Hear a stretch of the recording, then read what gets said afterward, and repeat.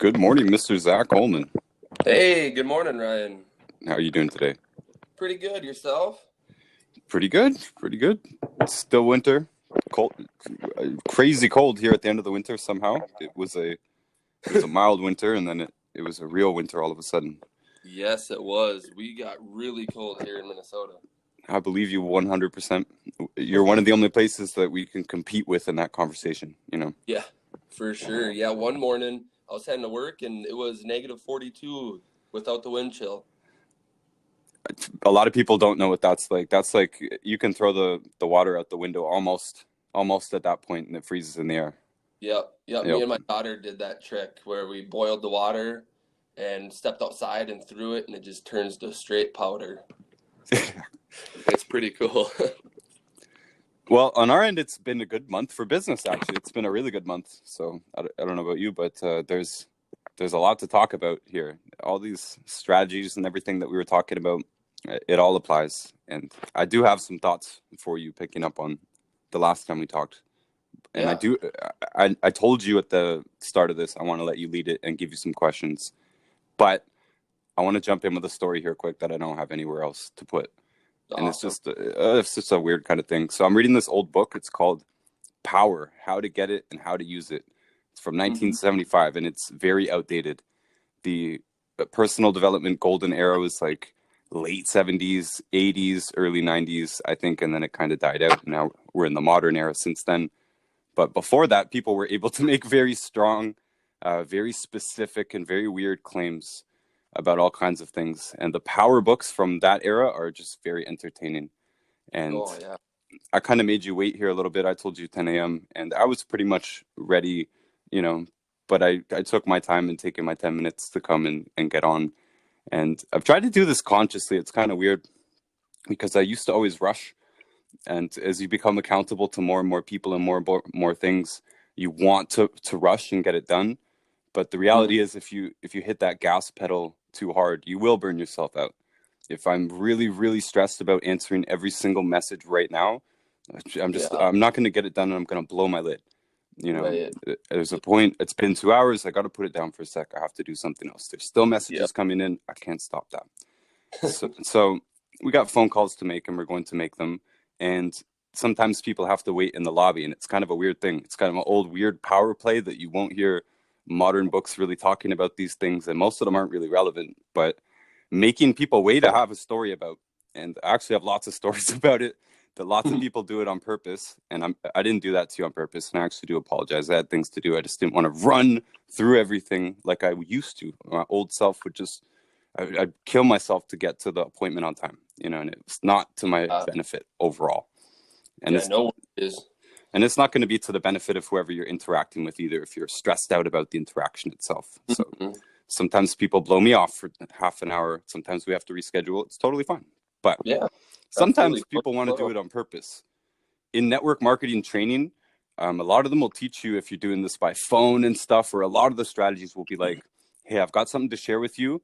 Check this out. I got to go. I'm in a hurry. Basically, a lot of them will teach you like, I'm not necessarily recommending this, but this is standard teaching that they'll teach you to pretend that you're in a hurry, even if you're not. And this might actually cause you to get more people on your list and actually call more people and get more things done. But the reality is, even if you're like struggling, you're supposed to look like you have things going on. And it's a weird psychological thing that when you are busy, it does look like you have something going on. It is a powerful position, whether you want to or not.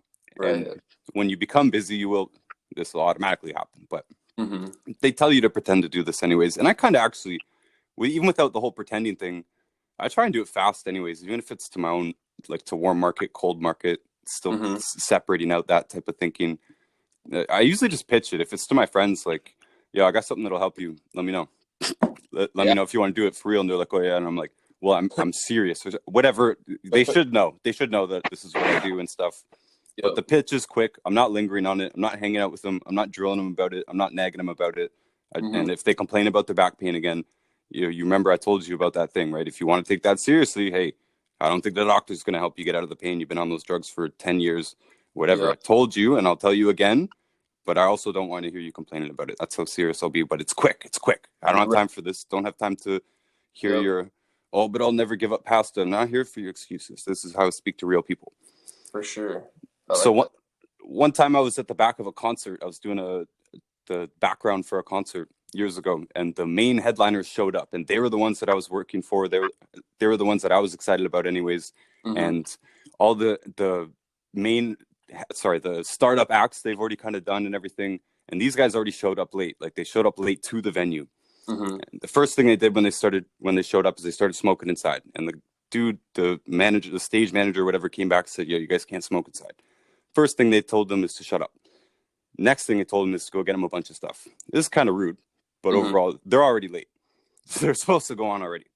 And he comes back, he gets them some stuff, and basically he's like, "Yo, we're stalling time, and like the acts are out of, like, they don't have sets ready," and like they're like, "Yeah, no problem."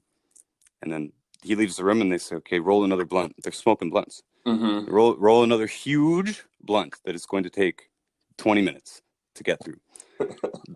End of the story, they probably stalled for an hour and a half for no particular reason, but the crowd was still super pumped. In my opinion, they performed, they blew the stage off. They literally knocked my background over. It was almost a huge catastrophe, but they actually, like, legitimately rocked the stage so hard that the background we constructed fell over, and a stagehand saved it from falling on top of the DJ and stuff. Oh my gosh. So nobody in the crowd in the end was upset that they were late or anything. There was many other professional musicians there that came to see them. They were all still excited. They all still thought it was a great set. They all seemed to have a great night. If anything, their lateness made the venue stay open later, because they didn't even go on until midnight or something. You know? So now the place is open all night, and actually everybody was stoked about the event. Now, the only thing I'm saying to this is because they definitely deliberately stalled the act. They could have gone on. There was no reason why not. They're professionals. They're ready. They've performed this set 1,000 times. No problem. But we're going to make them wait anyways. And I think people appreciated them even more because of it, truthfully. Sure. So it's presence and absence. And that's a short, weird, not really a lesson thing that I'd like to start off with today. Right on. So I know you got questions. Yes. Tell me.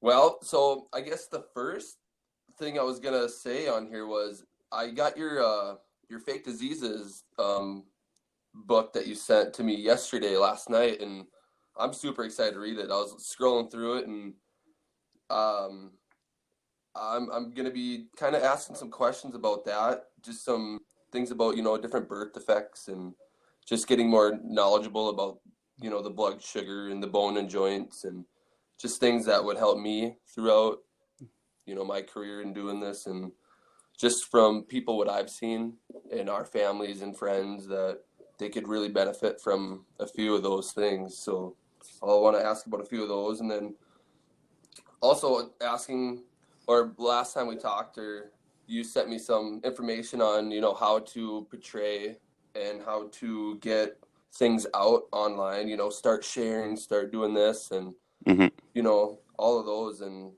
asking, oh, well, I used to believe this, and then I learned this and saw this, and then asked people's thoughts on those. So I was really intrigued by that, and just kind of curious on a nice platform to where I can start if you have one. This is exactly what I wanted to talk about anyways, truthfully. So the first thing I was already thinking, like, how do we pick up on it, and what did I miss? Because at the end of our conversation last time, I think we really got to the heart of what you need to move forward. So that's exactly what you just said. The first thing you said, there is a difference between knowing the stuff and marketing the stuff. It is good to know the stuff. If anything, I've emphasized my first years in the business were obsessively learning the stuff. Yes. Training the stuff, listening to the webinars, reading the books, going to the events, handling people, forgetting what the explanation for blood sugar was and how I speak legally. Yes. You mentioned the book. Part of the reason why I wrote that whole thing is because of my frustration with the legal language that we have to use. But if you will notice, if you pay attention to the way that I answer questions and everything, I have to speak more legally than Dr. Glidden or Dr. Wallach, because they actually are doctors. They can actually say, do this for this. I have to be very, very careful about saying do this for this. We need to emphasize that the for is to support and promote a healthy body, and we have to emphasize what they should expect. So you're talking about birth defects, probably one of your main questions, no matter what the birth defect is, can we do anything about it? It's probably the main question, if I'm not mistaken. So in pregnancy, you do get some people who come to you and say, hey, I'm 14 weeks in, and we just got diagnosed with a baby with Down syndrome. Is there a chance of reversing it? The only way that we can actually answer this at all is, number one, yes, there is a documented chance that Down syndrome can reverse in the womb, even though the problem is caused within like the first minutes of pregnancy. Right. That's how I'm told it. Yeah. Dr. Wallach explains it. First minutes, first moments. Well, the body is so miraculous that it can compensate for this if you really just give it the stuff later. It will want to reverse this, apparently. This is one thing it doesn't want. If it has a chance to reverse it, it will. The latest documented case that Dr. Wallach has that I'm aware of is with Lauren Knievel. Yes, Evel Knievel's niece. Yep. I believe that's 12 weeks. I believe it was 12 weeks. Okay. Down syndrome's a good example because it's measurable in the womb. They say, hey, you've got a child that's got this. Some other things are too, but sometimes you don't know. When it comes out, sometimes the baby's just slow. You didn't know. They didn't tell you. So it's a problem. We want to do the best we can to support the embryo. And that's a no matter what. Basically, the answer is no matter what time that they are in the pregnancy, your best chances is right now. Yeah. Like if there's any time to hit the gas pedal on anything, the normal kid who comes to us is 18 years old and it just like works out and stuff. He doesn't have an emergency situation that he must. Like our pitch can only be so strong. Yeah. You should do this is our pitch for them. For you, with that's pregnant and you want to give your baby the best chance, is give it the 90 essential nutrients. Yep. Specifically target the nutrients that are missing for that problem, Down syndrome, zinc. This is documented. Dr. Wallach has documented it. And Evel Knievel's a public figure, and she documented her story as well. So that's 12 weeks. Okay. I have personally called Dr. Wallach because I've had people reach out to me at 14 weeks. There's 2 separate people now that reached out to me at 14 weeks. And I had to call him, Doc, what are our chances? And he said the same thing that I just said. I've only documented it at 12 weeks. Yep. 14 weeks, maybe it's possible. Yep. The best chance you've got is right now. No, the normal person wants to go home and talk to the family. The time to do this is right now. Every day, the baby is developing, and there's not that many days involved here. Once we're born, it's kind of how our skeleton is going to be. Chances are, our wisdom teeth might fit, it might not fit. Yeah. You know, the birth defect might be there, it might not be there. Yeah. If it is there, it's a problem. So that's all we can do. Preventing it also means, and this is our strongest case too, really. We talk about the average person, and a lot of people's complaints are with sort of the average person. A lot of this is sort of the average male. Okay, the male is the grumpy one usually. The bulk of our business is women. The bulk of our distributors is women. The bulk of the health business in general has always been women. The bulk of the market in health and beauty products has always been women. Sure. And this is the huge bulk. So we don't usually get the complaints from women. If anything, they're the ones that want to know all the information. And you can give them access to the information, and they will usually go nuts with that. And they will usually do it quite properly. They're already in charge of the cooking most times. They're already in all that stuff.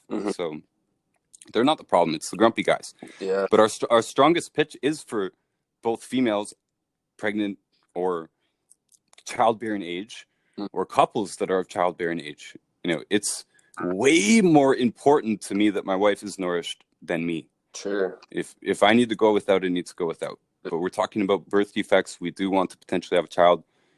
100% that I don't want a birth defect of any kind. I have birth defects. I don't want to wish that on anybody. And nowadays, it seems like a real roll of the dice. You know, whether your child might be called autistic or some other noticeable physical birth defect. Sure. And by the way, the most noticeable birth defect, in my opinion, is a crumpled jaw or a skinny face. Oh, okay. The modern face is a skinny face. The natural face, the wild face, is a wide face. Sure. It's not a dark skin thing. It doesn't matter where you go in the world. If you go and find people that do not consume the white powders, flour and sugar, if you find people who do not consume them and their children will have wide faces, stretched noses, all the way stretched across the dental plate, and and full of all their teeth. They have their wisdom teeth. The natural human gets its wisdom teeth without a problem because they have a mouth that can fit it. Yeah. If you go to, when you're explaining things, if you talk about the things that are directly explainable, and we're on the phone right now, this is by voice. If you can explain it in visual words, you probably got the best sort of explanation. Yeah, absolutely. You'll encounter people with names of birth defects that you've never heard. I encounter it all the time. We can't remember them all. Mm-hmm. We can't. As more and more problems happen in the world and more combinations of symptoms are available, there's more and more diseases coming out every year. Yeah. New diseases, Mm-hmm. different doctors. So that's a lot of people's worry about, like, how do I approach this is, what if I hear these weird names? You don't need to even know the names. If anything, you can look them up if it's important. If they're asking you about a birth defect that already happened, like if you look it up and it says this is a birth defect, most of the times it does. You can't do anything about it. Right. That. You can't fix that. Chances are the child has other problems. Mm-hmm. Chances are the child has, if you ask them the questions, what's going on in their body, chances are they have a digestion problem. This is probably why they came to us or something. If they're asking us about a child, it probably has other problems. Yeah. If it has a birth defect, say type 1 diabetes, sickle cell anemia, these things might not be diagnosed right away. Sure. Maybe cleft palate, cleft lip, like we can't change those. Right. That's a surgical thing. They do the best they can. Mm-hmm. And then the child will still probably have other problems that they're asking about, eczema, psoriasis, something like this. Mm-hmm. That's what we give. All the regular information applies. Nothing changes. Yeah. Right. A pregnant woman needs a little bit more. She's like, usually we're rounding to 100. You could be more specific in your rounding if you're pregnant. You can round up a little bit and you take more as you gain weight, and you should be good. Yeah. If you avoid the bad foods and you're not in a toxic environment, you should be good. So knowing the stuff is different from marketing it. Yeah. Knowing the stuff is ongoing. That never stops. I still have questions for Doc. Yeah. Mm-hmm. I asked him about rabies last time I saw him, and honestly, I forgot the answer. I have to ask him again. I can't remember it, and I can't find it. The specific answer that I wanted. I got to ask him again. That's how learning works. Yeah. But that can't stop you from starting if starting is imperative. Right. For me, it was 100% imperative. We were starving. I chose to do this as my business as opposed to the other plan that I had. We're going to do this. I don't know the answer. I'm going to find the answer. Yeah. If the person thinks, oh, you don't know your stuff, well, I don't have to know my stuff. Don't worry. I'm going to get the answer. We're going to get the best protocol. If anything, there's only a few things that change. Every time I've gone through the list of what we do, the only things that really, really make a difference are whether they're pregnant or nursing, mainly because we'd just be pickier with the products. We wouldn't want anything with caffeine or sugar in it. Yep. Just typically because pregnant women, health conscious pregnant women tend to avoid caffeine. So that's sure. It. And we wouldn't give them a detox. That's it for that. If they don't have a gallbladder, they need enzymes. That's it. We got a video on that now, crossed off the list. If they have a shellfish allergy, we're going to give them the shellfish free pack. That's it. They're named, the packs are all named after what they do, and the shellfish free pack helps us get out of one problematic category. Yeah. One thing that, hey, what if I encounter this? Don't worry, we got something for that. Yeah. And when we really work through our way through any disease that you could name, we don't need to do that because there is either a corresponding protocol already existing, or you could literally just reach out to anybody including me, for that answer. Mm-hmm. Because you don't have to give everybody every answer right now. Sometimes I don't know an answer, but most of the time I've already handed them this question list, right? I've already got a bunch of information. I've already got a bunch of things that I can say on that. I can comment on what's going on. I can try and put it in perspective for them. Hey, most of your problems are in the blood sugar category list. Here, you can see the list if you like. You can Google this, right? 4 categories of disease, longevity. It'll give you a bunch of different charts with the basic problems that are in the 4 main categories of disease. Most people you speak to, you're helping them. You're helping them figure out what's going on. So identifying these categories is one of the first things. It usually will be on just one category. If it's blood sugar, they'll probably have digestion as well. Mm-hmm. If there is 2 things going on, it's usually digestion. It's usually bone and joint plus digestion, or blood sugar plus digestion, or good fat deficiency category plus digestion. So sometimes we think of them in the same way, but either way, we've helped them. Okay, so all your problems are on the calcium deficiency, list, so we know how to address that. You don't have any allergies, no problem. You know, say they have a weird name in there, spondylosis. You don't know what spondylosis is. I'm on 3 drugs for this spondylosis. Okay, look up the drugs quick. You know, if this one's anti-inflammatory, okay, well, we can't do anything about that, but it's not in the way. For like, it is in the way, but it's not game changing. You know by now, the only game changing drug categories are proton pump inhibitors or other stomach acid lowering drugs, and all the function is going to be available when you Google it. So if it lowers stomach acid or it stops cholesterol or lowers cholesterol, statin drug, those 2 categories, we probably can't help the person. That's our honest opinion. But we always say, hey, we will help you. We will give you all this information. You should still improve your diet. You should still do the food changes. We will still help you with that. You honestly should still take the 90 essential nutrients. But our honest opinion is, if you stop the cholesterol process, the whole cake recipe is going to be off. That's it. That's the reality. If you take stomach acid lowering drugs, truthfully and honestly, don't buy the products from us. It's not worth your money if you're not absorbing anything. That's the truth. And this is not everybody. So most people, number one, they do want help, and number 2, it's actually easy to help them given the right language. That book, Fake Diseases, literally, it's a sneaky way of teaching you the language. It teaches distributors and it teaches prospective customers how to think about diseases and how to speak about them and how we can speak about them. If they ask you, hey, Zach, can I cure my arthritis? You have to have the tact to be able to rewire that and say, legally, we're not actually allowed to talk about cures. It's not bad. It's not good form, but doctors don't really talk about cures either. We can talk about helping a person achieve healthy bone and joints, and a healthy bone and joint structure should not have a bone and joint disease. To make it human, I usually like to comment, I know the language is silly, but it's legal for a reason. And in that book, I went into detail on that reason. It is because this is so that you can allocate treatment. If something requires treatment, it requires a professional to treat that. In some cases, this is appropriate. If you have syphilis, which is an example I use in the book extensively because it's easy. If you have syphilis, you should go to a licensed medical practitioner. They will prescribe you a pharmaceutical medication. It's called penicillin. It will kill the bug, and all of the symptoms will be eliminated with that bug being dead.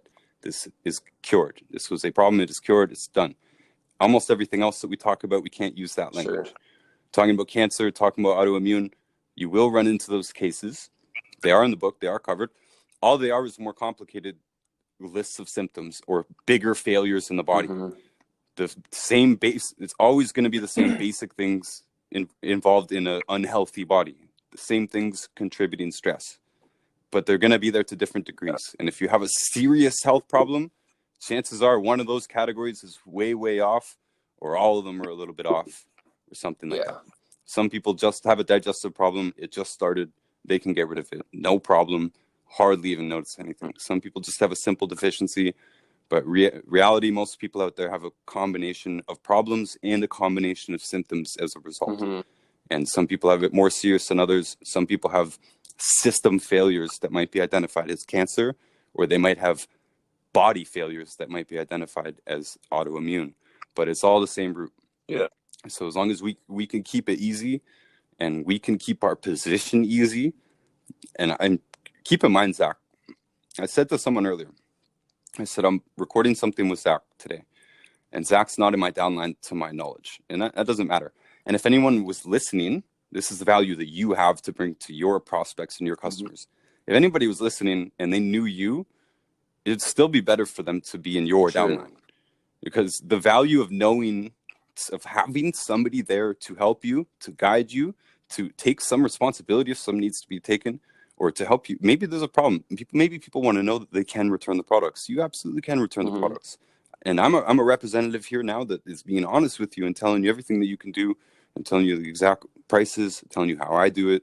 And I'm also offering to continue to work with you. This is a service that's just not available. It's just, you can barely call a lawyer for free. You can't get one phone call for free with a lot of people. With a lot of doctors, you can't get them. You want the best doctor in town, you can't just walk in. you know, but we're giving free ongoing service, and that is the real true value that you are giving to anybody that you know. The value is not you being the doctor. Yes. We have access to the doctors. If we really need it, we can call Dr. Wallach, we can call Peter Glidden, Dr. Peter Glidden, we can call pharmacist Ben Fuchs, we can call a number of other people who know just as much and have been doing it just as long. And we can all stay calm and get through it together in a professional network. Yeah. So that's the confidence part of it. That. But the marketing part of it is different. We talked a little bit about what to do on your own account, but that's a warm market. It's always, they're separate things, warm and cold market. Warm is the people you know, cold is people who you don't know. When we all start in network marketing, we usually start with our warm market. You've already started there. I've already started there. I've exhausted my warm market years ago. You know, like, so I still sell to some of my friends, but I don't expect to. They call me out of the blue. I'm like, hey, okay, you told me that stuff. Okay, I'll finally buy it. So they're not my attention. If I had to focus all my attention on that, I'd be starving to death right now. The focus is on the cold market. You and I are very similar in the sense that we both look like regular dudes, and I don't like flexing on camera, and I don't think you do either.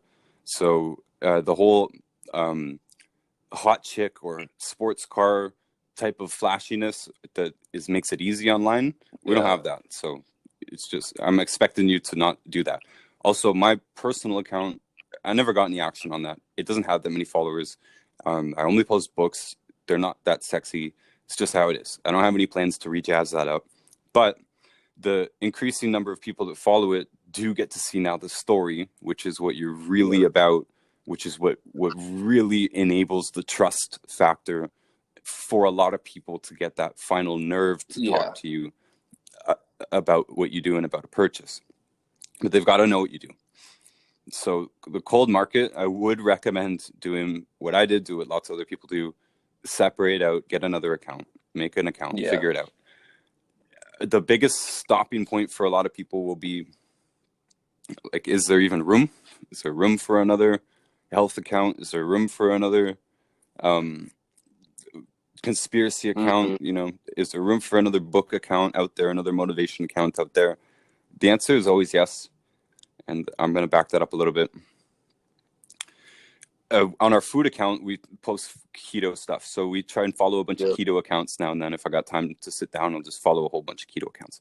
It blows me away every time that no matter how often I look, there's hundreds more like good, clean, nice looking, like the very well presented accounts. Some of them are big, some of them are not. And there seems to be an endless list. It seems to be like as many keto accounts as you want to follow.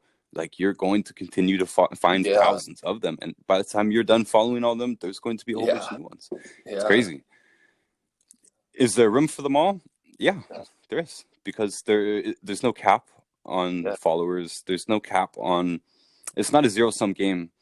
One customer doesn't buy one type of product once. Almost ever. In almost any situation. Grant Cardone, he says, you know, I've never bought anything once. I try to think in my head, have I ever bought anything once?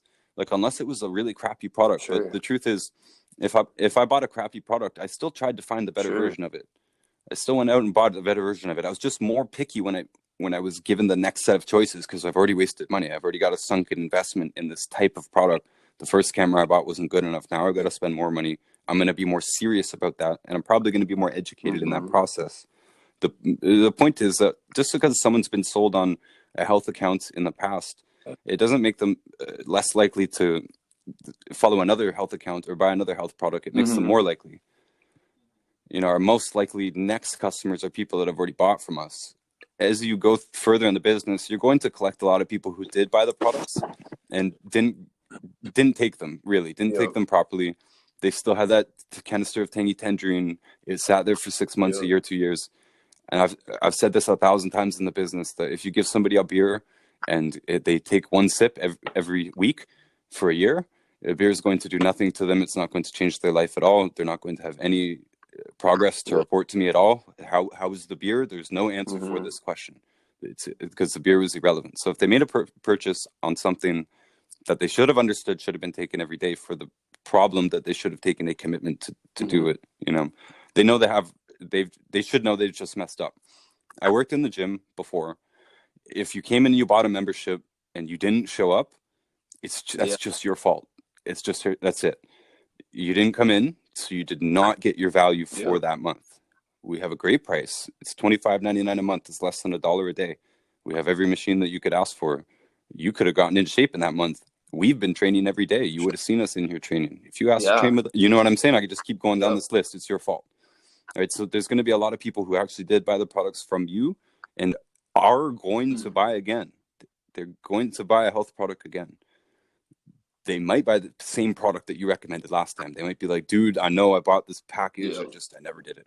I just, or I like the one and I never did the other. And I know you told me the other one is the one I really need and they need to work in conjunction. I get it. But maybe you need to explain these things again.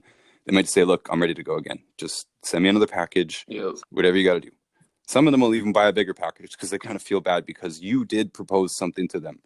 You did come and you said, bro, I know you got kidney stones. I just know you're in agony. I have something that can at least, maybe it'll help you right now, but it'll definitely help you in the future. And hopefully you never have to go through something like this again or something in the same category of this. And if you know the category, you can start spitting off things. What else is in the calcium deficiency category? Could get gout. Could get arthritis, osteoporosis, osteofibrosis, osteomalacia. You could get joint pain, back pain. You could get a whole list. Insomnia, irritability. You get a huge list of problems in the same category that they probably already have. So point is, if you are genuine, they will know that you are being genuine with them. And a lot of them will still screw up on their own. They'll still not take the advice sometimes for a long time. So you already probably have, I'd probably say 100, maybe if you've been at this for a few years. You probably got 100 people that either said no or they said yes, but didn't really do it. A lot of those people are going to be coming back sometime. The way that they're going to come back is if you do something to tell people that you're still serious about this. And, we still live a healthy lifestyle hashtag and we still promote this. For the cold market, the best advice I could give anybody is to rebrand themselves into a category. There's plenty of room for people who are good filters, who are good reposters even. Like, it doesn't need to be your own content. People who can find the good stuff and make it available. And maybe you have something interesting to say on that in the caption. We're given a lot of different ways to communicate in a post. As you've seen, one of the ways to brand an account, this is not what you would do in a personal account. Right? The idea is if you build something else, you can funnel more and more people into your warm account. But also, you can also ignore your warm market for the most part.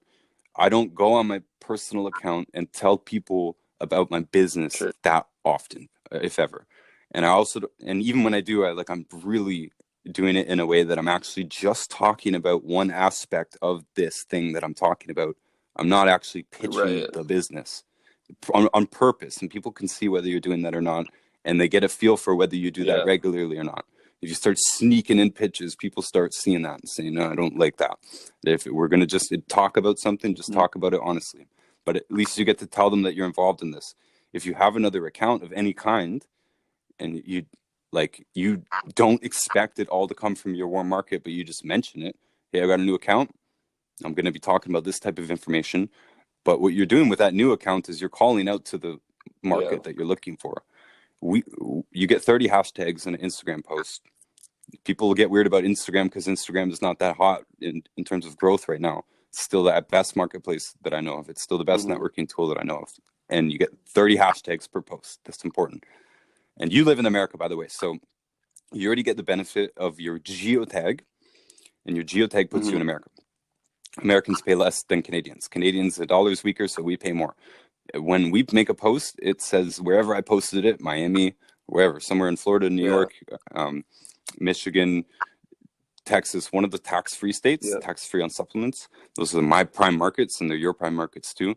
But it says based in Canada above mine, and I think that's a little bit, that throws things off. And I'm saying this because these matter, and like at the beginning months on a new account, you're going to get most of the views from hashtags and from geotags and from search. If you're lucky, you get thrown into the explore page, and that's what blows an account up.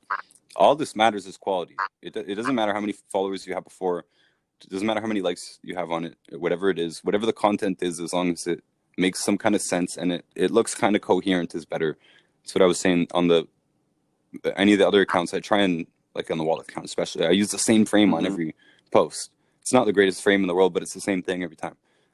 Some people put more effort in, but it's the same thing every time. And it just gives you a visual clue, and it brands it into it. Sometimes when people steal my videos, they take that out. They just cut out the video part and they take out the frame and they put on their own frame. That's smart. Sure. So if you have a decent looking post and good information, and as you've seen, don't stress about trying to fit the whole message into one post. The great thing about health is there's so many different things to say on it. And if one person follows a wicked health account, say ours, Wallach Warriors, they're going to be more likely to follow other people that are about the same sort of thing. And of course, I also always recommend these types of accounts, but no one's going to get famous off of, or not famous, no one's going to get popular or momentum or a loyal, trusting following just by other people recommending. It's, as long as you're posting quality content and you can engage on that level without being exactly Zach. Yeah. Right. Part of the stress too for people is like, well, who am I? I'm not nothing special. Well, I think both you and I, if we put on baseball hats and long sleeve shirts, we disappear into the crowd. You not notice us, never remember our face or our name unless we did anything specific for it. Some of the compliments that I've gotten on the Wallach account has been the delivery, and my delivery is as monotone and emotionless as I can make it.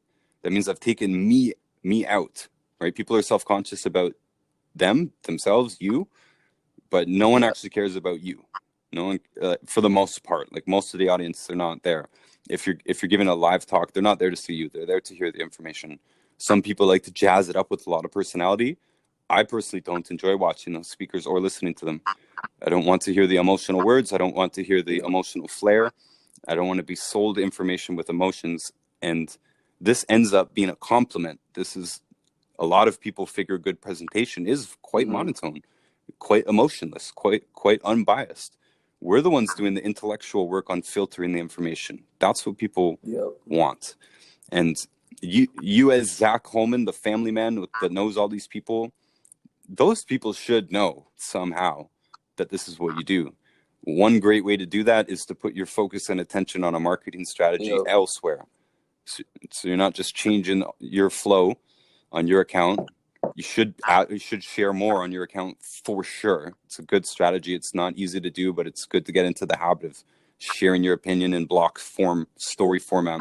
Story is the most effective communication tool. Literally, it's TV of our day, and it's so convenient for people. I've gone on and on about the benefits of it. You should use that.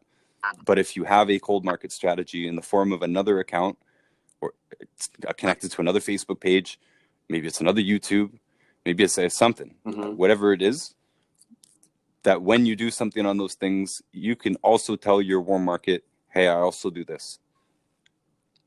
Some of them are going to be interested at the time. This is another thing that I wanted to mention, that because you're already here, you've done this. You've talked to people already.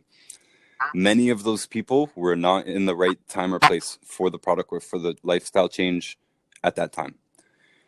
Sometimes we might think that when people are in pain, that now is the time that we need to jump in and be there, and like we need to sell them right now. They got this serious health problem. We need to sell them right now.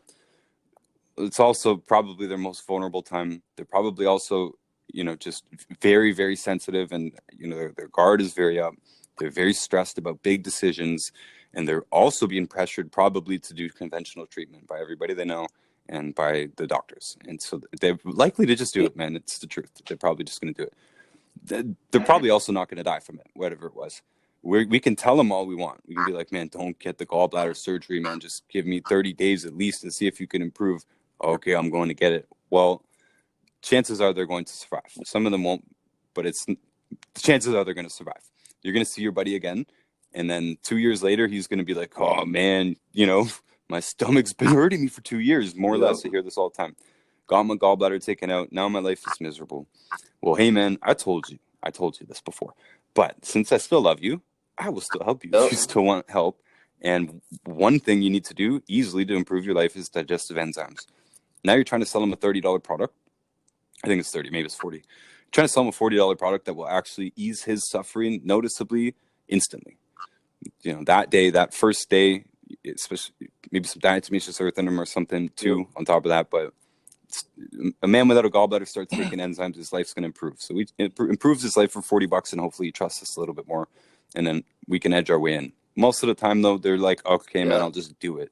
You're going to say, okay, but it's going to be, for you, 240-pound dude, it's going to be $400 for you, bro. And I'm going to lose 100 pounds for you. I'm going to help you. You know, something like that. I put some strong pitch down for my buddy, but I'm only going into detail on these because these are the types of things that people really struggle with. And saying, getting told no and taking it personally, and chances are that's already happened. And if you do continue to share now, a lot of those people might have fallen out. If you continue to share that information now on your warm market and continue to be open to those people, and go back to the 101 strategy of contacting everybody you know and catching up for the purpose of catching up, you know, not for the purpose of selling them, because we don't know where everyone's at. We don't know if they're at the right time now. Maybe it wasn't the right time for them 3 years ago, but it is the right time now. Maybe it was the right time 2 years ago and they bought some other product and they totally forgot about us. And the other product still didn't help them. And we call them back up, and then we talk. Oh yeah, you're going to this school now. It's great. Oh yeah, you got another kid now. Okay, that's great. I got another kid too. Okay, that's great. And she's like, oh, by the way, are you still talking that health stuff? Because honestly, I still have that problem. And truthfully, I haven't gotten rid of it. You know, boom, get back into it. And then sometimes you'll reach out to people and they're just not in a good place. Sometimes you reach out to people and they're in a great place. And they might even just be like, oh, yo, you're selling supplements, man? I've been feeling a little bit like some people can be super easy. I've been feeling a little bit tired, man. Send me the best you got, you know? And they're like, okay, man, no problem. Give me a credit card, boom. So the warm market has to know. But if all your effort is towards the warm market, it's just not exciting. I would recommend rebranding, and I'm going to shut up, but I'm going to say that it was kind of easy for me because of graffiti. When you do graffiti, you create your own name. So number one, you get to name yourself how you like. And then number two, you get to do it in your own style, which kind of shows your personality. But it's like an alter ego, right? You could be nobody on the street, like walking around, but then you actually are somebody, you know, in this subculture. And that's what it is like online. It really is. You know, when I'm posting on the other accounts or whatever, you probably notice, I mean, each one of them has their own distinct personality. And you have many different ways that you can portray your same personality too. Some ways, in some accounts, they just hold back more. They're just really stripped down. And sometimes they'll just go into heavy detail on the other one. But every account finds its own appropriate way to give information on that. You know, most of my accounts, people don't expect me to put my face on the camera and talk. You know, it's only that one that we mentioned that too. Like the Wallach Warrior account, the only reason I put my face up to it is because it's become the easiest way to do it. The easiest way to answer difficult, complicated health questions and not take all day is to just put it to your face and answer it. But I don't do that on any other account usually. Most questions can be handled with text or a reference or a picture or a clip of something. Like, it doesn't always have to be serious, but the Q&A still is the best actual way to get engagement. It's making captions that are posing questions, you know, or a question in the title that encourages people to comment. This matters. And getting growth, it might be very difficult these days, and it is. We just went through a dark period for a year. We didn't grow, and that's just lifted and got a few hundred extra, but it's not floodgates like we used to be able to get 1,000 followers a week, no problem. You know, it's just not the world the way that it is right now. It doesn't mean that Instagram might not suddenly change. It doesn't mean that you might not suddenly get put into the explore page. It still happens too. Sometimes I get random influxes on any account, and the game is still open on YouTube. YouTube's very hard too, man. It's very hard, but it's still open. In the last year, we started 3 new YouTube accounts. One of them's almost monetized. It's close. And the other 2 are not. But I do believe that any one of them can be profitable. Part of the reason I'm trying to do these other accounts too is also to prove, well, safety net. I don't want to be reliant on any one thing at all. but also to prove that this is skill based and that we can do this with other things. We can monetize any aspect of our lives if we do that one thing with discipline, with an online strategy. If we're already doing it, now all we got to do is film it.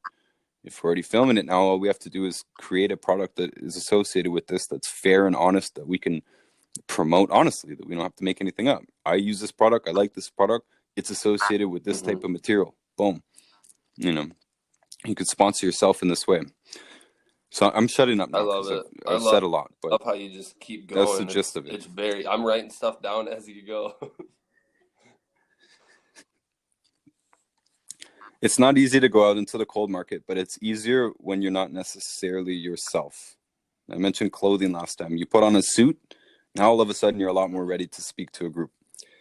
But probably the best impetus that there really actually is to have people asking you questions. If people really ask you questions, you will have so much motivation to create content to answer them. It's crazy. I have a huge list of things right now to do. Most of that comes from the audience. It comes from a small audience too. As soon as you forget the audience, most people will give that advice, just forget it, forget the numbers, don't worry about the numbers at all. Completely 100% worry on the quality of the content. And once the quality is there, then you worry about quantity as well. If you post once a year, it's not going to go anywhere. You know, you need to set the time aside to do it somehow. No matter what basic equipment you have, even a phone, I've seen people do it with successful YouTube accounts on the phone or Instagram. But even if you get a laptop computer, whatever, any editing tool, you write down the strategy of what you're going to do and you set out your list and you start doing it. You know, cutting up lectures, making your own lectures, stealing other people's content, curating other people's content is the word I was looking for earlier. You can curate all day. You can take the best content out there that you know and cut out all the annoying stuff. I hate watching a lot of YouTube videos. I got to watch 45 seconds of them tell me about their Patreon and all this stuff. And then there's another 2-minute sponsorship in the middle. Maybe he only said 2 minutes worth of valuable content in a 12-minute video. And maybe 20 other people said something awesome on that same thing. I'm saying this too because YouTube is so viable still as a search function that you can have one video that has thousands of views and no followers on your account, right? And if those videos are important, and I would recommend adding your own advertisement of some form to the end of it, even if it is one of those, like, just don't do it annoying. Hey, I'm Zach. If you want to follow me on Instagram, follow me on Instagram. Boom. You might at least get 30 more followers on your Instagram over the next year. Well, 30 more followers is 30 more prospects. It's a very low number. It's very likely to be much, much higher than that. But 30 is quite a few prospects. In this business, it takes time to deal with prospects. This phone call here today, I knew no matter what I said, it was going to be an hour or more. You know, that's just how it is. That's how phone calls are. I might be able to call 40 people without getting to actually talk to somebody. But when I talk to somebody, it's going to take this long. It just means I don't need thousands of prospects. We don't count on thousands of people following us every week. We do count on thousands of people viewing the videos just so that we still have 1, 2, 3, 4, 5, whatever new people coming in every couple of days. And then most of what's happening is old conversations. And we're still building them. And some of them are now longtime customers, which is good. Some of them have now recommended those products to a fair few people, right? You know this business. This is how it goes on in time. So just being calm and cool about that with your warm market is the biggest mistake we usually make in the beginning. We're not calm and cool at the beginning. We go and we prospect everyone. We told everyone we know. Most of them did say yes because those are the numbers anyways. If you're a stunner all-star salesperson, you're going to be getting 3 or 4 out of 10. So you're not probably a stunner all-star salesperson. So you didn't get 4 out of 10. And even if you did, you still have 6 out of 10 that said no. You know, professional baseball players hit 300 out of 1,000, 3 out of 10. So that's what we should expect on a professional level. And now we've got these 9 other people left over that we could have just been more nice to or just not rushed with. And even if we did that, we can still, like, it's been years now. People forget, people forgive. Hey, I'm still into that thing. You know, hey, Aunt Mary, I'm still into this. I know, you know, we might not have pitched it. Sometimes I just come out and say the exact sales language because it helps. If you're just upfront about the words that I'm using, people can see it. So Aunt Mary, I think I kind of screwed up the pitch before, you know, because I kind of approached you that this is really sloppy. I'm being sloppy on purpose. I would try to be more sleek than this in real life and actually talking to real people. And I would use less words if I could. Sorry, Mary, I think I messed up that pitch a few years ago, but honestly, it looks like you still have that osteoporosis problem, if I'm not mistaken. Yeah. I'd still love to help you, truthfully. You know, we still have a very straightforward proposition. If you do this, this, and this, you should expect this, and stick with it for a bit of time. We need time in here. This plus time, expect this, you know. And you can come back in, we can pitch it again. A lot of times you need multiple pitches. This is why it's good for the people just to be familiar with the prices. If you have a website or anything, you would notice that a lot of people visit the website multiple times before they make a purchase. They're shopping, and sometimes it takes them a bit to shop. Sometimes they forget about the proposition. Sometimes they never heard the proposition because we barged the gates down. You know, we knocked the phone over when we called them and yelled at them, turned them off, and we can go back. We can say, hey, look, whatever happened before, I don't know, but we can start clean, and I still would like to help you. You know, whatever the situation was before, you can tell me, has it gotten relieved? And my favorite way, honestly, is just to proceed right into it. Even if my friend, and I mean, with the notepad and everything, like even if my friend asks me something and I got nothing on me, like I pull a notepad out, I ask for a notepad, I ask for a sheet of paper, and I ask for a pen, minimum. And then I write my own questions down on it. This is like part of the sales, everything. Sit down at a table with a piece of paper and something to sign and something to take notes and something, so that I can go through a form of some kind. There has to be paperwork of some kind, or it's not even a legitimate thing. Now, they might not even really, truly be ready to put the nail down on buying that car that day. But if they step into that sales office and they sit down and they start going through that paperwork, you've entered the sales process. So whether the person likes it or not, part of our sales process is before they buy anything, they get information from us. So whether they know it or not, I don't even care. I'm driving towards that. And I'm talking about how to handle objections too. Oh yeah, you're still on that health kick. Look, Uncle Joe, I can probably help you just by asking you some questions, tell you the truth. You can take the advice or not, but I can do this for you right here for free. And you're sitting there with a look of expectation. I can do this for you right now. These words, I can do this for you, will get you a long way in sales too, with everything. You know, I have a question, Zach? Yeah, I can handle that for you. I have a problem, Zach? Yeah, I can handle that for you. The guy who steps up to answer the problems and handle the problems, they're going to go far. The customers are going to trust you the most. And I expect you to do that anyways. But I can help Uncle Joe whether he buys something or not. And whether he takes the advice or not, it's not on my conscience once I've told him. But it is my actual obligation to tell everybody that I know if I care about them at all. Like if I've never told, and if I never brought this up to somebody, that means I really don't care about them. That's the truth. So everybody I know should know I should have reached out to them in some way, whether it's sloppy or not, whether they buy it from me or not, whether they still take it or not. It doesn't matter. I told them. So if my friend drops dead next week, I'm not sitting there like, oh man, why didn't I tell him? I saw him last week. Why didn't I just tell him, man? Because I didn't think he would buy it, right? This happened with my brother. I bring it up sometimes. We were going to tell him and he died. We didn't get a chance to tell him. Nobody knew. He wasn't even sick. He just dropped dead. Maybe we could have helped him, maybe we not. Well, it is on my conscience. Sure. Not eating me alive, but I don't want to do it again. So it is the obligation to tell people. It's also the obligation to do the cold market thing. The Wallach Warrior account came to me as it's like the most brilliant idea that's ever been given to me by the infinite intelligence. But the direct thought wasn't that you could use this to sell more of the product. It was like, wow, if you cut Dr. Wallach up and put him on Instagram, he's not on Instagram. No one's probably ever seen that before. That would probably be awesome. Boom. And it got a reasonably good following. There still is room for that. Not only is there Dr. Wallach that can be presented in a different way, because I've done it, you can do it, present it in a different way. There's lots of other existing content of so many other practitioners that say specific things, extremely specific things that are applicable to what we do. Like we have, I don't even do this very often. Sometimes I just go in and save lectures that I want to cut up. There's 10 years worth right now because one lecture cuts up into 100, 200, 300 pieces, 300 posts sometimes. Sometimes it takes me 2 years to post one lecture because you can't just blast it out. Right? You pay for an auto post. This is how we do it. This is how we do 2,000 posts. This is how they keep going. And sometimes they're good. I mean, I think they're all good, but I think sometimes they hit. Sometimes they're reposted by big accounts. You look on their account, they got 100,000 views on that one. So the message is getting out. our business is only difficult because the message is not out there. It's not. That's also why there's so much room for growth still.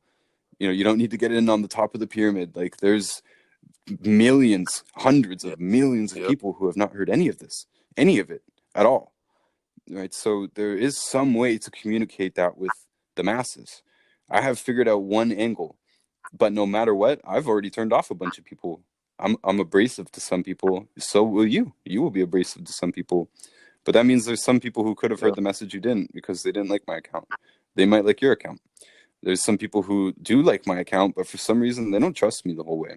They're not going to buy products from me. They might buy it from you. Maybe they're in Minnesota or a region, and maybe America allows events again, and we can get back to real business on the ground, and those in-person meetings will matter much, much more. But what I'm saying is to you, and if you were my distributor, if any of my distributors were listening, it's the same thing. You should brand yourself now, start posting now, make a list what you're going to post, chop it up. Maybe you don't start until you've got a good chunk. I didn't. I moved out of my crummy place. I said I had enough. I got this Wallach idea. I moved to my mom's house. I sat on her kitchen table for 3 weeks with a laptop, crummy laptop. And it's falling apart. It's crashing, and like, it's driving me nuts. And I sat there and I made the whole first 60 posts, I think, or more, maybe 60, 80 posts. I got a whole bunch ready. The whole first batch I did, my girlfriend at the time, she said, those aren't good enough. You need to go back. Straight up. She said, they're not good enough. You need subtitles, because most people, not most, but a lot of people don't speak English as their first language. They need subtitles. A lot of people don't want to listen to it. They need subtitles. You got to put subtitles in. That was the main problem, and cutting it up a bit better. So I spent a couple of weeks kind of on nothing, on the learning curve. I'm saying this just to expect this, and then expect to have a bunch of content ready. And if you do auto post it, it'll save your so much time. It's unbelievable. Later is the app. It's called Later. It's auto post. It costs money. It costs, like, I don't know what it costs US. $100 a year. Sorry, something like that. It's 100% worth it though, because you get up to 8 posts a day, I believe, on auto post, and that's how you do it. That's how you really, really grow, in my opinion. You don't have to do all 8 a day, but at least 1 a day it's recommended. So, I mean, if you don't launch this for a month or two, that would be fine, but I would put serious effort in. I'm not talking about other options here, by the way, Notus either, right? It doesn't matter whether you make the content or whether you take it from someone else. But I would get a file folder, I would get a piece of paper, I would get a list of the type of content that you want to share, the type of brand that you want to do. Obviously, if it's in the health category, it's a lot easier to now communicate about supplement information. If you choose sports cars or baseball, a bit tougher, but still possible. Still possible to let your audience know that, hey, we also do, we have a health business, and that's our main thing. If you let me take another tangent here, and I hope you do appreciate the tangents, and you're not just dying to talk. There's one of my favorite presenters alive right now is Patrick Bay-David on Valuetainment YouTube channel and Instagram and all that. Valuetainment. Now, he's done it very well subliminally by having one channel, and yet he's able to tell us about his actual business. This means even though his channel is profitable, I'm sure, and his merchandise associated with the channel is profitable, I'm sure, it's not his primary business. Now, I have 2 things I'm interested in life, and I'm sure you have more than one category of thing that you are interested in life, so it's possible to do this with other accounts. Patrick Bay-David teaches business and life and all that stuff, and I think he's qualified. He's the CEO of a major company. Now, my point here is that he has subliminally sold me on the knowledge that he is in the insurance business, and he's actually become Grant Cardone's first or last concept in the book. If you're not first, you're last, because if you don't show up first in someone's mind when someone thinks of that industry, you're probably going to lose the sale. The very first person that comes to my mind now in the insurance business, the insurance industry, is Patrick Bay-David. To my knowledge, he's never made a video about the insurance business that I have watched. These are all about, it was just mentioned just briefly in accordance with some other message that I did watch for my own personal value. I didn't watch it to support him, didn't watch it because I liked him. I watched it because he's making videos that are relevant to me in my life. And he's also managed to inform me not only of what his company is that he works for, which is part of his credentials also, but he's also kind of given me the pitch. I would know what to expect by interacting with his business before I did it. And this is also the perfect sale, basically the transparent sale, that if a customer knows what they're in for before they come to you, they're more likely to do it. What do you expect when you go to a grocery store? I expect to walk in, see food, pick up the food, put it in my cart, pay for it, and walk out. That is what I expect. If something is off in this, I'm going to be weirded out. What do you mean I can't see the food first? What do you mean you're picking the food for me? Right? No, I want to expect the sales process. And people, a lot of them won't go onto a car lot because of a bad connotation, a bad cultural connotation with car lots. They just won't even go on them because of a bad feeling. With us, I do my utmost to make it clear on what our sales process is. Even in this podcast here, I've mentioned this is what we do when customers come to us. If someone comes to us with a question, this is how we answer. Now people know, if they didn't know already, I can ask these people questions. And I've already told them what to expect. You're going to get a questionnaire. I'm going to answer the questionnaire. You're going to get value if you don't even buy anything. Hey, that's pretty good. That's something that sounds like what it would be on a commercial, a TV commercial, telling you what to expect from the business. I'm saying this because people can't come and question you about the business if they don't have any idea, right? Taking a glass of water here.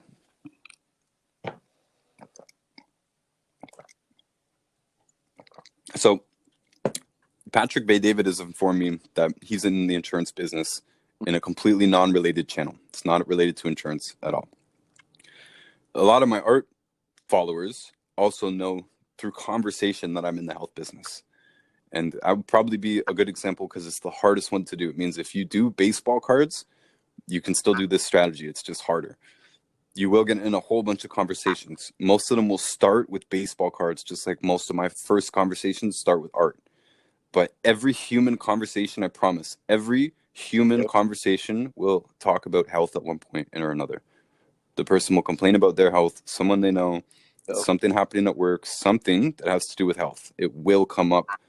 All the conversation has to do is continue forward for health to come up once, twice, enough for exposures to happen, 1, 2, 3, 4, 5, 6, 10 exposures before they're ready to actually make a decision on the information you've presented, because hopefully you've presented a proposal. This isn't a casual conversation. There was no advertisement. There was no marketing. I've never, ever on my art account posted anything about health, ever. You know, so they have no reason to know that. Most of them wouldn't even know if I'm a male or female. Don't know what I'm look like. Shouldn't. Most of them, you know. Yeah. Anyways, so you can do this anonymously. This is subliminal sales. You can promote anything and make it known to the people that talk to you, which are the best prospects, what you actually do, and have a proposition ready for them. If you have a website, the proposition's there. If you don't have a website, well, you do. You're part of Longevity. You can use the By YGY website. If you didn't know, your distributor number, I think you can do it on longevity.com. You just like your distributor number .by YGY or .longevity.com. And that's your replicated website. Problem is, both of those sites and Longevity in general has thousands of products. So no matter how they want to organize it, it's not organized. And I've just recently added a whole bunch of products to my site, but it's still organized. The moment it's not organized, I gotta stop that. You can't have an infinite amount of products. It's great that we have a long catalog, but it's not great to have overwhelmed customers or a buy site, a capture page. That's just not simple for customers. So I would recommend at least considering that. And I've just mentioned a few $100 at least investment, but these were the keys for me. When I bought that Later app, like I did not have anything. We didn't have any money or anything, you know. That was food money basically to do that. But I knew I'm not going to sit there and post every day. I don't want to do that diligently. I want to just put my effort in. You probably are too. You're a working guy. Like you need to do the work in blocks, in my opinion. I can get 30 videos done if I sit down and do it. You know, do I want to do that every day for 30 days? No way. No way. You know, it's like waking up and having to do the dishes every day and cut the lawn every day right after that. No, you know, the list is long enough. Chop it up, even chop the planning stages up, and then sit down and find a whole bunch of videos on your subject, or find longer ones and cut them up. Combination, maybe do the quotes and stuff like that too. I've said I don't think they're that effective, and I do stand by that.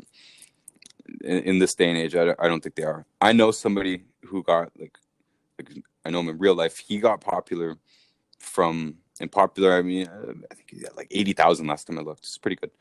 Just off quotes, just plain white blank quotes. But he did it every day, and he put a lot of effort into that. And I'm also sure that he engaged with his audience too. And I hope he's selling them something, like to make any money off of it, or there's no point. You know, it's not sustainable. It's not. But I know he is. You got something. He's got some coach program or something like that. So you probably already have a lot of things that annoy you in the way that people present their things. I just mentioned one, coaching programs. Coaching programs annoy the heck out of me. Yeah. I'd rather just give away the content and then sell them something.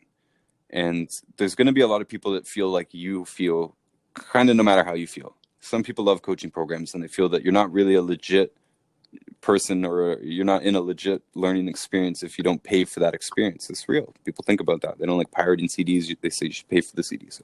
So some people will feel your vibes no matter what. You will be able to speak to those people no matter what you say, as long as you do it with concerted effort. And those people, you will be able to give them a proposition. Lots of them will be open to it. Wrapping back up into what I said, because I think this is the whole message of it. Your warm market also needs to know what you're doing. They need to see more, and they need to engage more, and you need to be in more conversations, and that will lead you to be busy, quite literally and quickly, and that will lead to more and more sales. It's just how it is. The busier you are, as long as it's like, you know, randomly busy, you're not just vacuuming for no reason. You know, as long as you are engaging with people continuously, and the more you post, the more you'll get engaged with. I complain about it all the time now. My personal account is out of control. I pay people to help me with the actual business account, and now it takes 2 hours on most days just to even catch up on my personal DMs.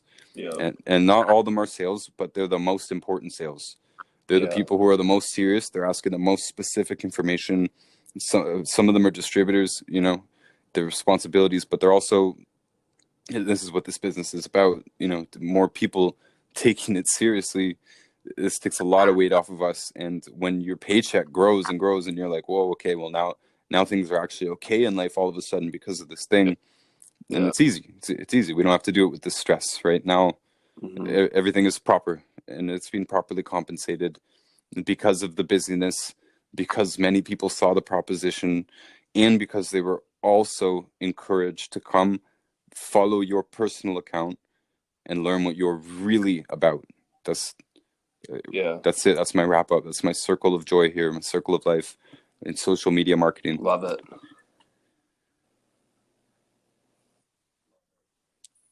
Yeah, I guess give me any questions if you've got any. Mostly been answered. You've been really doing great. It's just, yeah, like you said, you know, the getting started, the sharing, you know, the learning the product more in the market, and, you know, just being helpful for people. Like I was gonna mention, at work, I just started taking my minerals and vitamins at work in front of people, and that has people, I've had multiple people come up to me so they can see it for, you know, and then that starts the conversation, and I've had a few people that have been very interested in it. So that was kind of cool, just learning how to do that.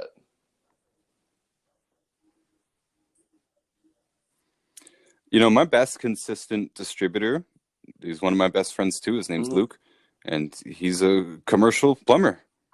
Yeah. One of the ways he does it is he takes the stuff at work, and I mean, part of that is because he's at work. This is his lifestyle. He needs to take his nutrients. He's there all day. You're going to see him drink the orange drink every day, every single day. And he's such a hard-nosed character that if you make fun of him about it, he will make fun of you about something else. And then he's still going to be drinking his orange drink the next day and the next day and the next day. And you're going to come in hungover. You're going to come in groggy. You're going to still be overweight. You're going to be complaining about your wife's this and your kid's that. And he's going to tell you, bro, I told you. And eventually he's going to get you. And this is by partially consistency, partially persistency, and partially just being serious. People can have all kinds of attitudes, and we portray this attitude on the story. By the way, this is what got it all going. Literally, me talking to Luke, that dude, on the phone about our regular everyday experiences, gave me the inspiration to share the way that we talk to each other with the audience. right? The story posts are better for this than regular posts, because regular posts are a lot of effort and they stay there forever.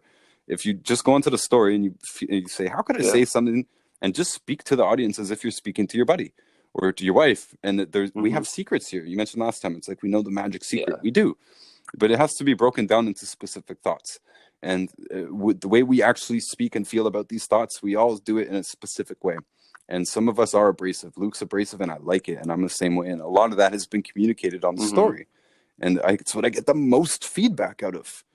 All right, so if you haven't got a list already, I would really get the list down of the main concepts involved that we do talk about, and which ones are relevant. Find your own voice on those in your own head and your own points and stuff, but find content on that. Seriously, find content on it. Share it on your own account, and like your own new account with your new brand. That's Zach Plus, basically, and or Zach Minus, which might be a good strategy too. Zach Minus just is me presenting stuff. Usually, people following Wallach Warrior aren't doing it because of me; they're doing it because of the information, etc. That's kind of how it should be. But you take the feedback that you're given, but you have to post. I was weird about posting at first. When stories first came out, my girlfriend at the time called me and she said, I'm embarrassed about the way that you're posting on Instagram. That is not how you do stories. You're doing it wrong. And I was embarrassed. This hurts. This is like, whew, wow. You know, I don't want to be looking bad here, right? I don't want to, but I wasn't pitching products or anything. I was just doing stories wrong. By now, we've all had enough experience. I don't think you have that either. Like, I don't think you would just totally botch it like I did. You just post normal stuff, but you got to just start. Get used to angles, play around with filters, show them your cat, show them your dinner, show them your favorite things, show them your least favorite things. Talk about a song that you like, but do it in a way that actually engages. One of the things that annoys me most is people who don't have any following and they tell me they want to get a following, and I look on their story and I see, for instance, you see the album cover and the name of the song, but I can't hear the song. They're just sharing the album cover and song. Like, I gotta look this up now. You want me to do extra work? I don't like doing extra work. People don't usually click links. If you say link in bio, very low conversion. If you have the swipe up thing right there at 10K, then now lots more people do it, but still very few people do it. People don't want to jump platforms. People don't want to do extra work. If you have a point to make, show it to me and tell it to me right there. If you do you have a logical thing going on here, take the next 3 slides to explain it, wrap it up, and don't waste my time. And when people show the things that are not engageable, like, you must look into this. Like, I only do that the odd time, and they're for the type of thing that you would actually look into. Like, yo, if you look into this book and read this book, is the type of thing that you can just off the cuff recommend. But if it's a song or a video, I recommend ripping the video, downloading it with a screenshot on your phone, sharing it on the story. Don't make them do extra work, because if you show them the video right there, they, number one, they'll see it. Number two, they might talk to you about it. Instagram, this is, like, I know I'm kind of just exploding with, I hope this sounds like enthusiasm. I'm actually holding myself back here. But if you show them the content on Instagram, the reason Instagram is the best is because they can engage with you directly about it. That you can comment on the story, and that brings them into a inbox, a message chat line that doesn't go away. So this ongoing continuous conversation is the most likely conversation to be personal and important, and possibly go to health and give you multiple opportunities to give a proposition to people that is not there on YouTube to the same extent. YouTube is more about giving them all the information and then hoping they follow up with it, whereas Instagram, you can give a little bit of information and get a ton of follow-up ability, follow-up feedback. Like, it's so much. There's nothing in comparison. It doesn't compare to real life. It's way better than real life. Real life is better for some things. It's better for developing relationships and such. But Instagram is way, way better for generating and handling feedback and momentum and conversations, basically.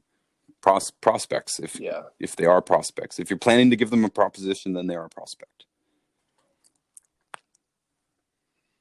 I don't think I can rattle on too much more on this subject right now. And this is really helpful, very much. I'm gonna definitely do a lot of the things and get started, and starting my own new page and start posting content, getting it out there. Because like you said, like, I bet 10 out of the 10 people I talk about have never heard of this product or Dr. Wallach, or, you know, it's it's kind of mind-boggling that there's all this information that nobody has heard, and there is room to grow. So that's very, very cool to know that there's a market out there that is willing to be captured by people that want to put it out there.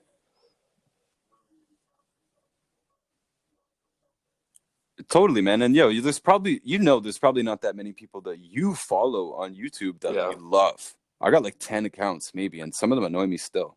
I gotta put up with them, right? So we have 30,000 followers. People are like, well, you already got the big account. I'm like, well, 30,000 is nothing. It's nothing. What are you talking about? There's like, what? I live in a town of 10,000 people. It's a tiny little town, and that's nothing. It's still nothing. There's millions, hundreds of millions of people. There's major groups of longevity in Atlanta or Los Angeles or San Francisco that have never met each other. They've never met each other. There's massive groups of purely Latino and Latinas groups. They only speak Spanish. They don't speak English at all. And there's tons of them, there's thousands of them. So like we're not in competition. The market is not overflooded. It's not.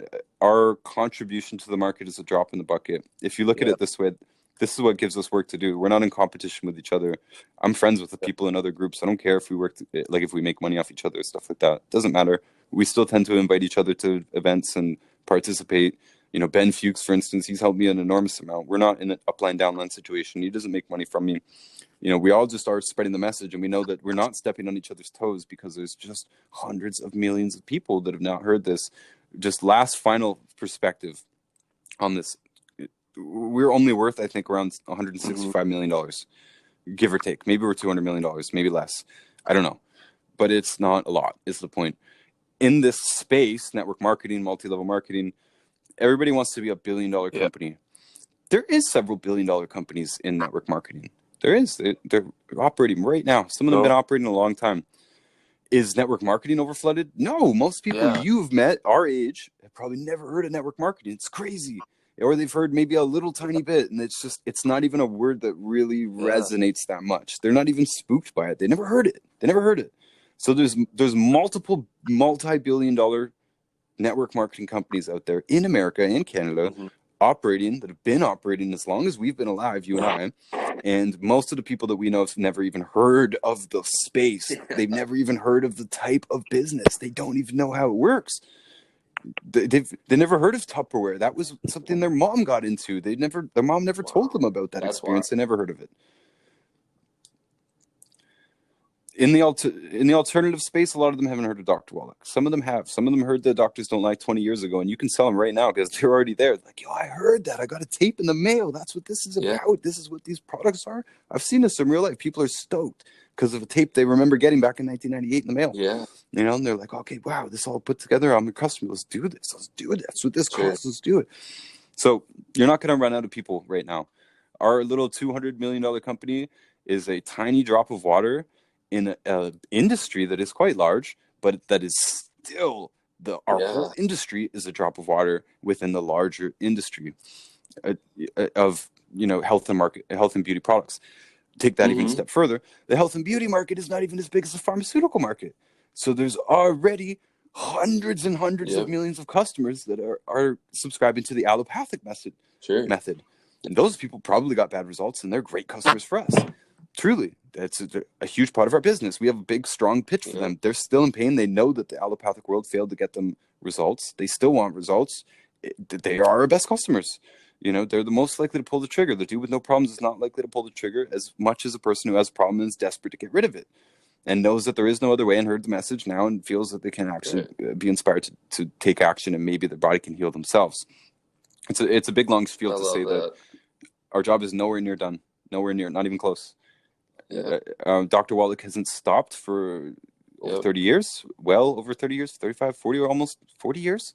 He's been on the road 40 years almost, because he doesn't feel like he can stop. I know this. I know him as a person. He does not feel like he can stop. He does not feel like the job is anywhere near done, and he's 100% right. He knows what's going on. He can see, and what he can see is we have not made a dent.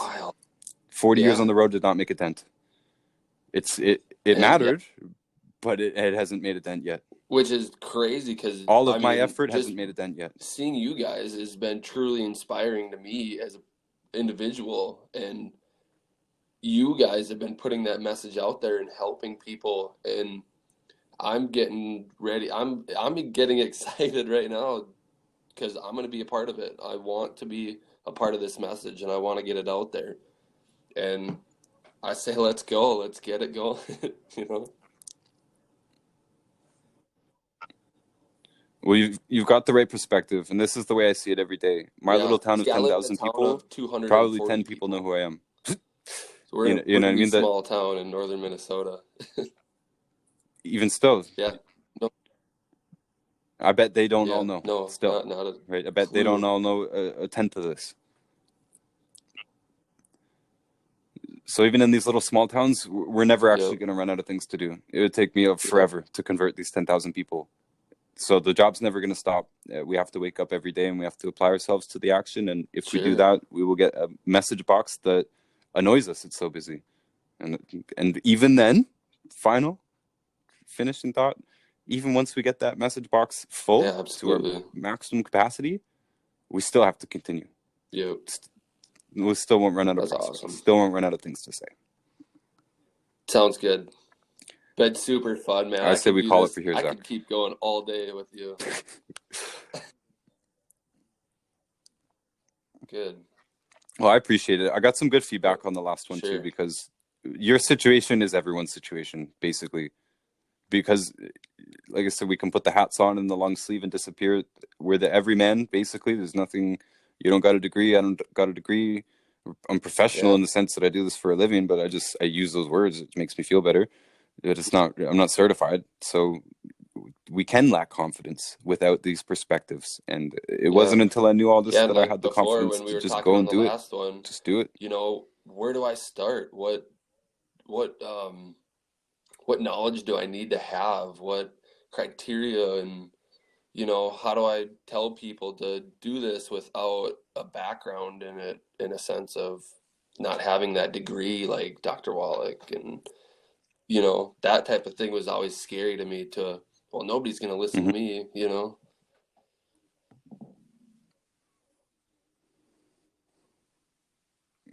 Keep in mind, most of the stuff we post too doesn't even have the doctors' names on them, right? So even if Dr. Wallach and Dr. Glidden are doctors by name, Pharmacist Ben Fuchs is not, but I don't post any of their titles in it anyways. So for the most part, the information is taken at face value. Some people do ask, and some people just, they know by the, you know, they figured out who's a doctor and who's not, but it doesn't matter. My real point, it doesn't matter. Lots of practitioners that have something cool to say, lots of people that have something good to say, they don't have a title. Lots of them do.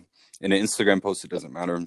The people will judge it at face value, no matter what it is, no matter who's presenting it. And whether it's your face or not your face just lets them trust you easier. Your face says stuff that your mouth can't. And if your mouth tries to say it, people won't think you're genuine. Your face will tell people who you already are, right? You can answer questions by text or give information by text, but if you do throw your face into there, and this is a Zach Plus face, this is not Zach Holman, the family man, this is Zach Plus with his game face on delivering information, people will trust the information much more as well. Yeah, let's do it again. Let's pick this up next time, Zach. Man. Thank you for all the information and getting on appreciate here. You. It's been truly inspiring. So thank you. And I'm ready to get to work. And thanks. Good. And next time, hopefully our conversation is picking up basically on your starting point, because I do expect you to start on something, and we can have a tweaking conversation, because that's where a lot of it comes in. After the starting point, you will start learning so much so fast that it'll be hard to keep up, and you'll have very, very specific questions, truthfully, about social media and posting schedules, whatever. The more you do it, the more specific the questions will get. Cool. Well, I appreciate you. I appreciate everybody who's listened this far. You did it. You made it. This is good training, I think. If anybody applies any of these, you should have some success on social media. And if you're not looking for 100,000 followers, then you should be happy with your 10 followers and the 10 people that hear your message and the 10 potential prospects that you have now. Yeah, thanks, man. We'll talk to you later. Cool. You too. Well, Bye. until next time. And definitely check out my newest book, Fake Diseases. It covers all of the major topics that come up, like birth defects, blood sugar problems, bone and joint problems, cancer, autoimmune problems, and more. And it's on Amazon for just $9.99. And the audiobook read-along version is free here on YouTube, and the link for that is in the description of this video. Make sure to check out our food YouTube channel called Notus Foods. This is 100% Dr. Wallach approved. And the chef that is preparing the food here and teaching you how to follow Dr. Wallach's food guidelines and Dr. Glidden's food guidelines. He's an industry professional, over 22 years experience and a college diploma to back it up. And we do have experienced cooks and bakers as well, working on content for the YouTube channel Notus Foods and the Instagram channel Notus Foods. It's 100% gluten-free, oil-free, all the stuff about burning fats and all of the rules that you would need to know or follow. We're here to teach it to you here, as well as give you tons of ideas for recipes, individual dishes, and meals. Of course, in the near future, we do have a cookbook coming out. Stay tuned for it. And if you'd like to talk to us directly, you can call us. Actually, you can call Judy. She's downriver Detroit. You can call from anywhere in the US, Canada, Mexico, UK, Australia, New Zealand, any other country. You want to email us or send us a DM on whatever app that you want to contact us on. Instagram is super convenient for us. And that's for any sales or product information in those countries, or any distributor information.